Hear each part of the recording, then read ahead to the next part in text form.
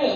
Sebab kita tahu, kita faham Al-Quran ni adalah petunjuk kepada kita. Allah kurniakan Al-Quran ni adalah sebagai panduan hidup kita, manual kehidupan kita. Kan, berbanding kalau siapa yang biasa bekerja dengan ISO dan sebagainya, kita ada manual kita. Kita hidup kat dunia ni, Al-Quran lah manual kehidupan kita yang kita perlu bawa dalam kehidupan kita, dan kita bukan setakat baca, lancar dan sebagainya, tetapi kita kena amalkan apa yang Allah tulis kat dalam tu untuk kita semua. Jadi sebenarnya pendidikan utama untuk keluarga sebenarnya, kalau kita ingin menjadi insan yang bahagia, kan, keluarga yang bahagia adalah pendidikan Al-Quran.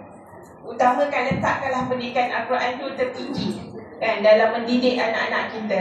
Kembalikan hati anak-anak kita ni dengan Allah Subhanahu Wa Taala, dan anak-anak kita sendiri pun sama-sama memegang Al-Quran itu sebagai menjadi petunjuk utama dalam kehidupan. Hari ini ramai yang pengajian belah barat dan sebagainya, kita merujuk kepada pakar-pakar psikologi barat dan sebagainya. Sepatutnya yang paling utama kita letak adalah Al-Quran itu sendiri. Apa yang Allah kata, dan penerangan daripada hadis Rasulullah SAW, ijma' ulama' dan sebagainya, yang perlu kita jadikan panduan utama, kan?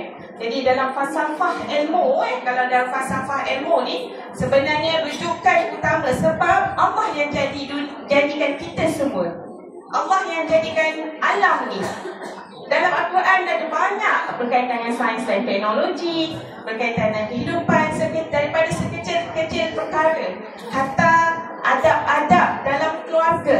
Contohnya, anak-anak tidak dibenarkan masuk bilik ibu bapa tanpa izin. Adab sekecil itu pun diperjelaskan dalam Al-Quran.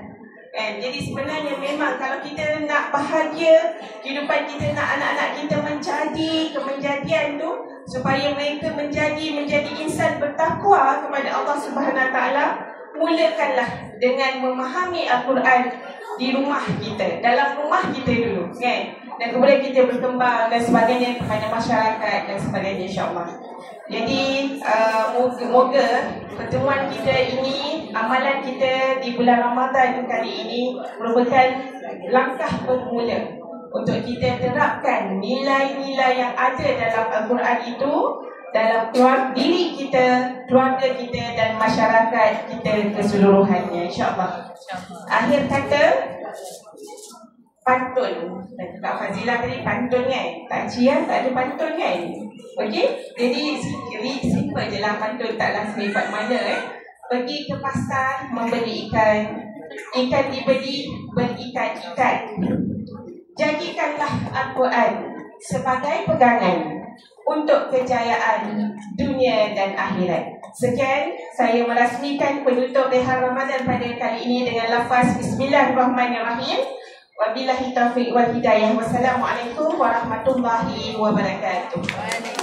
Waalaikumsalam.